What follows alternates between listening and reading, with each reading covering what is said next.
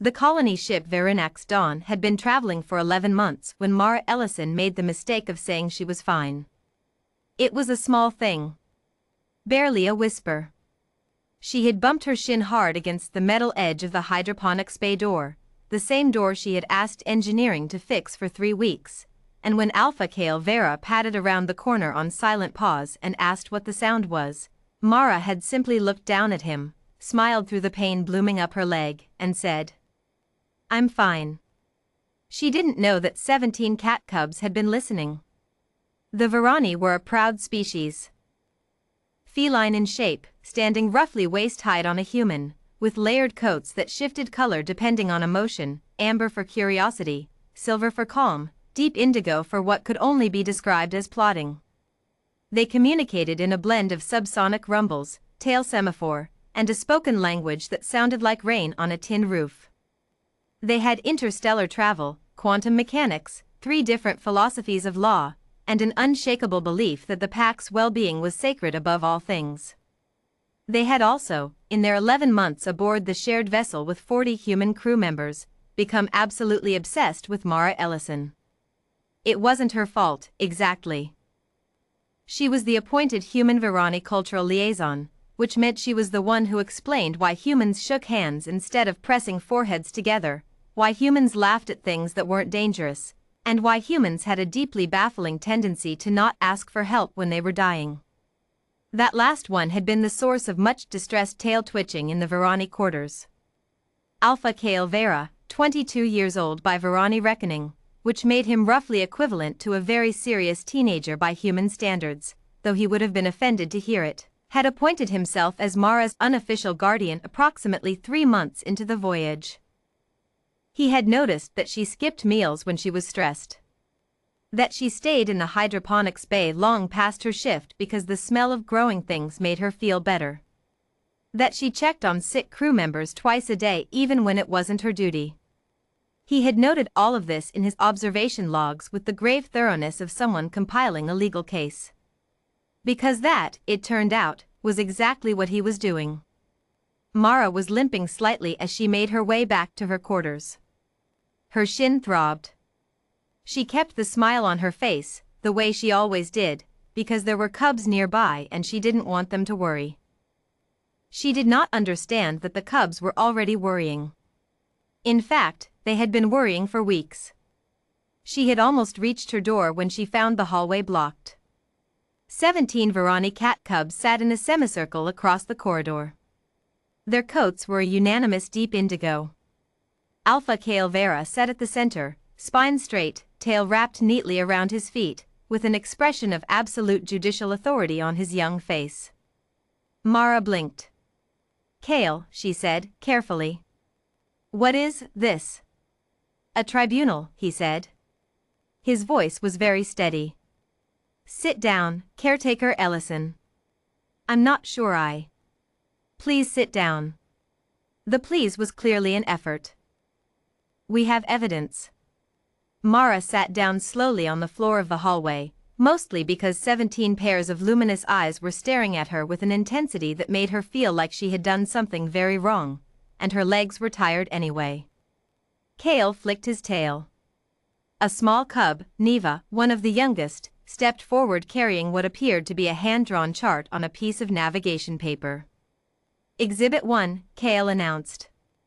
A record of every time caretaker Ellison has said the words 'I'm fine' in the past 11 months. The chart was very long. Mara stared at it. "You tracked 47 times, Kale said. 47 documented incidents. Cross-referenced with observable injury, stress indicators, meal skipping, and what cub Neva describes as that face she makes when she's sad but pretending not to be." Neva nodded very seriously. "Kale, I appreciate.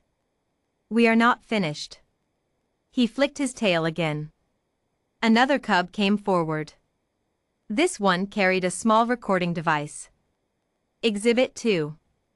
Audio log from the medical bay, 43 days ago. You told Healer Oren your headache was manageable. Healer Oren's report notes that you were squinting against the light and pressing your fingers against your temple for the entire consultation. That was Exhibit 3. A third cub. A list written in Kale's careful handwriting. 17 instances where you have physically assisted injured or distressed crew members. 0 instances where you have asked for equivalent assistance when you yourself were injured or distressed. He looked up. His amber eyes were very steady. Do you understand what we are showing you, Mara? She had not heard him use her name without the title before. She felt something uncomfortable shift in her chest. You're saying, she said slowly, that I don't ask for help. We are saying, Kale corrected, with great precision, that you have systematically and repeatedly concealed your own discomfort to avoid burdening others, and that this behavior is, by Varani law, a violation of pack covenant. Mara opened her mouth. Closed it. Pack covenant, she repeated. You are pack, said Neva, from somewhere behind the chart. Her voice was very small and very firm. You have been pack since month 2. We voted. You voted. Unanimously, Kale confirmed. With one abstention from Cub Torin, who was asleep, but we counted it as a yes because he likes you very much. Mara looked around the semicircle of indigo-coated cubs. They were all watching her with that particular Varani intensity that meant they had thought about this very seriously and were not going to be dissuaded. Pack members, Kale continued, do not suffer alone. It is not courage. It is not strength. It is, he paused, consulting what appeared to be a prepared note, a failure of trust in those who would carry the weight alongside you. He lowered the note. You told me that, caretaker Ellison.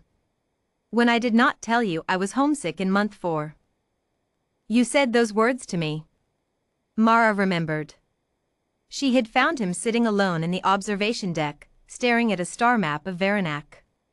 She had sat beside him for an hour and said something very like that, in the quiet way she had when she was being honest instead of diplomatic. She looked at her hands. The shin, she said, after a moment. Is it serious? Kale asked immediately. His coat flickered, indigo to amber, concern breaking through the judicial composure. No. It just hurts. I should have gotten it looked at instead of walking it off. She exhaled. And the headache was a migraine. I should have told Oren. The semicircle rustled. Several cubs exchanged glances. You are not good at this, Neva observed. No, Mara agreed. I'm not. Humans, Kale said, with the air of someone who had discussed this topic extensively with his peers, have a deeply confusing relationship with vulnerability. We do, Mara said. We think it makes us a burden. Or weak. Or, she paused. I think I was raised to believe that taking care of people was the way you proved you were worth something. And asking for care was? Was what? Kale said, very quietly. She looked at him for a long moment. Scary, she said. Is the honest answer. The indigo in his coat shifted, slowly, to something warmer. Burnt amber. The Varani color for I see you and I am not going anywhere. The tribunal finds, he said formally, though his voice had softened, that caretaker Mara Ellison is guilty of repeated and willful I'm fine ing, to the detriment of her own well-being and the anxiety of the pack. He paused. The sentence is, you will allow Cub Neva to escort you to the medical bay for your shin.